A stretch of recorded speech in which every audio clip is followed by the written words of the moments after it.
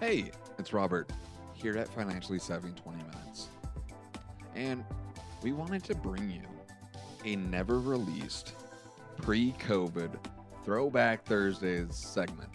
So I hope you guys enjoy this. Let us know in the ratings and review what you think and enjoy.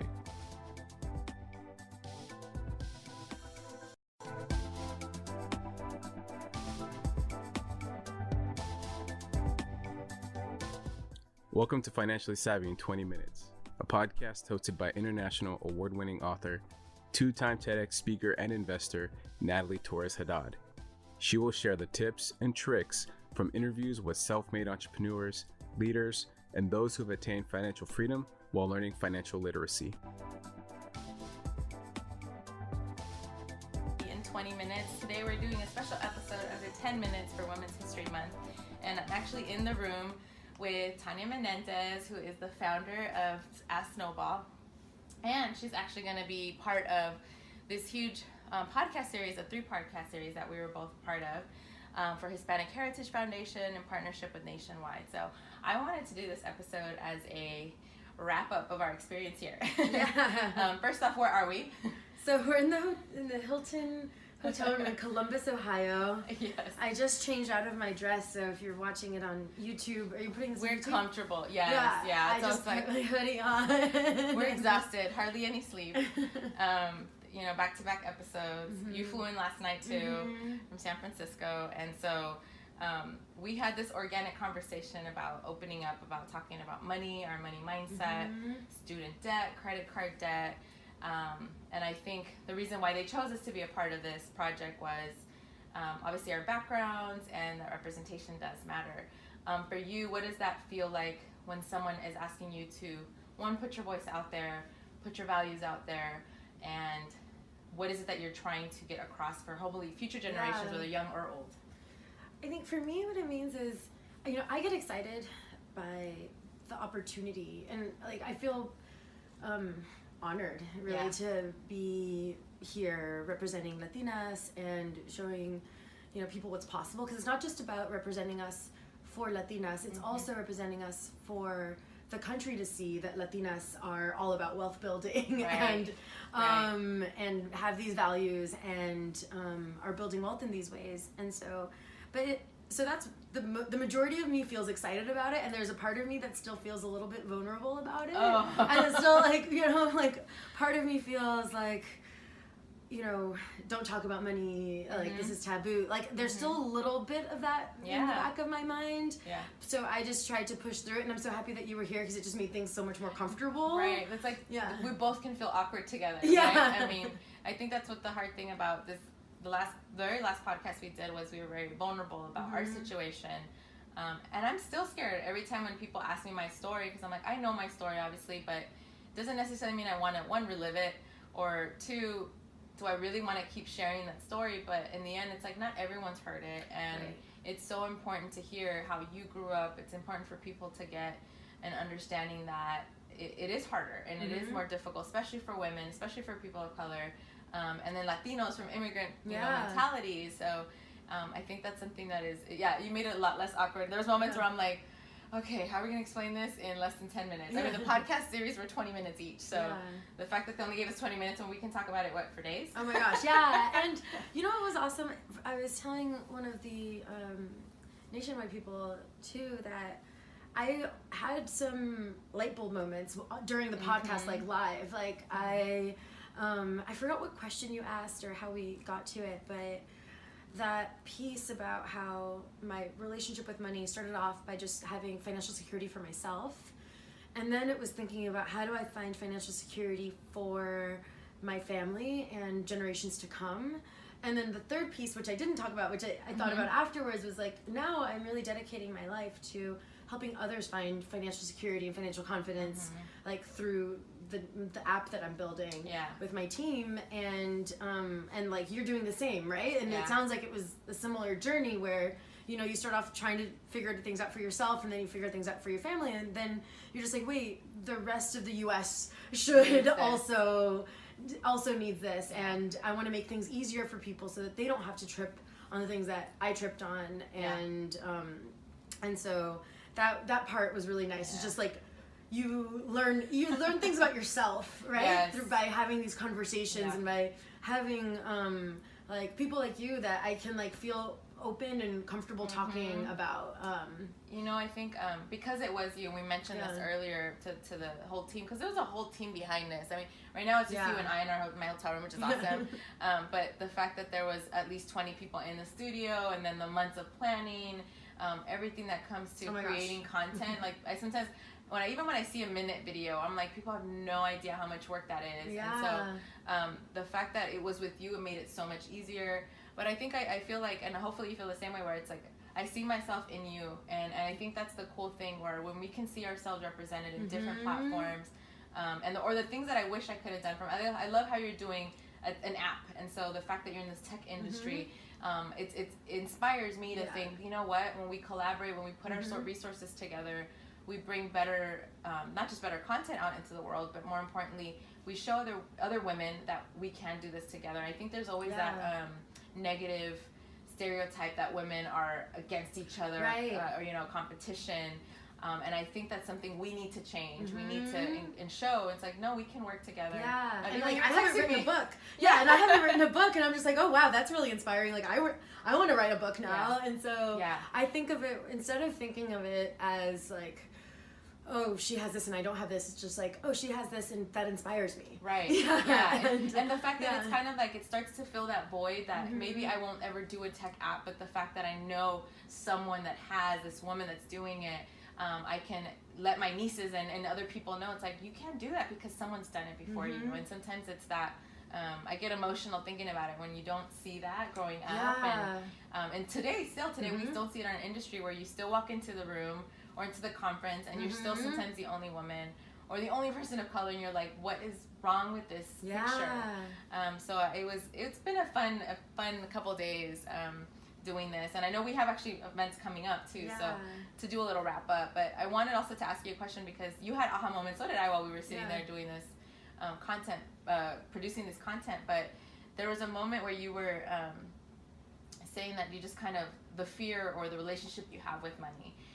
And I think that has a lot to do with how you've educated yourself. I mean, you know, can you tell people who have never heard of you, like, what, do you have a college degree? What is it that got you interested in doing this type of work now? Because sometimes I think people assume that this has been your purpose since you were born. So I did go to college. I went to UC San Diego, and I studied sociology. So I originally wanted to be an immigration lawyer. Wow. And so I studied immigration while I was in college, and even did this program. I lived in Mexico for 6 months. Wow. And so I was really focused on that, and it wasn't until I was just exposed to the business world, and I was like, ooh, I like, you know, you hear like the best places to work. So I was like, I want to work at Google. And it was just like a dream for me, right? Yeah. And then it became reality. And so I worked at Google, and then you know, I was always interested in math and making math more accessible, and an extension of that is making finance more accessible to our communities and making people feel less intimidated by it. Like, I love that feeling of, like, I used to teach calculus classes in college and do workshops, and so I love that feeling of, like, someone coming and like feeling overwhelmed because their professor made them feel dumb, or like their professor made them feel like they didn't know what they were doing, and they made things overly complicated. That was me. I always felt alienated by my professors. I'm like, what? Yeah, I hated that, and I really didn't like that, and so I loved giving people a safe space to really learn and to ask questions and to ask questions and not feel dumb asking them. Yes. And so I wanted that feeling for finance and for tech, and now hopefully other people hearing this now get inspired to start their own tech app, and to like, even if you're a sociology major, you can still be a finance expert.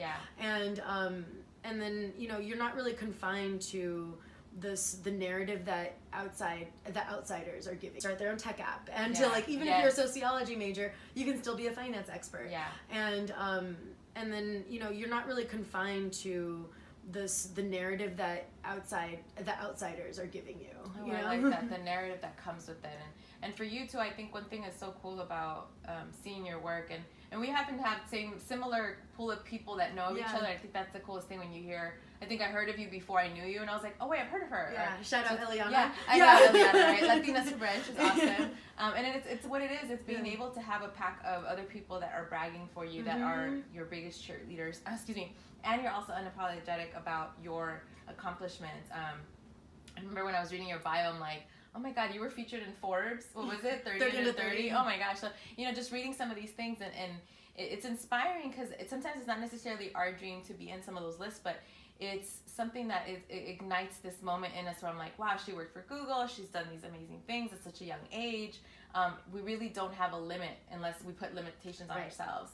And so like you're saying, you thought, okay, I'm going to do a tech app, and it worked out. So it's kind of like the whole process that comes with it. And just a year ago that I actually met you to see what we're doing now. Yeah. I think that's such a Look at us now. I know. It's funny when they told us who we were working on the project. I'm like, wait, I know her. I met her. Yeah. And I think that really does, one, it feeds, and not necessarily ego, but it feeds, it validates the work that we've been doing. Because, someone that's watching, they're like, oh, this is cool. Like, it is cool. I'm not going to lie. These are fun perks. Yeah. But this isn't what we do every day. And this is kind of like the fun highlights.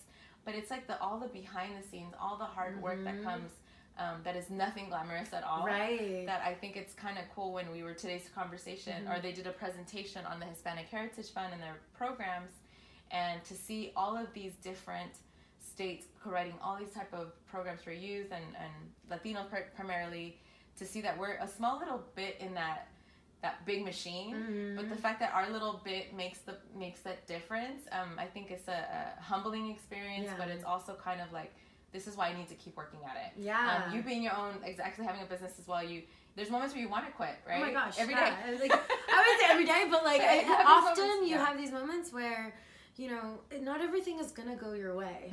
And I love having things go my way. I love it, right? It feels good. It feels good to have things go your way, but it just doesn't. That's not the reality. Right. It's not the reality. Exactly. And so that's all you can do. Yeah. And so all you can do is keep going. And it's people like you, having a community of people that support you and that believe in you is so, so important in those times where you feel like giving up and you feel like, oh my gosh, this is so overwhelming and it's so hard.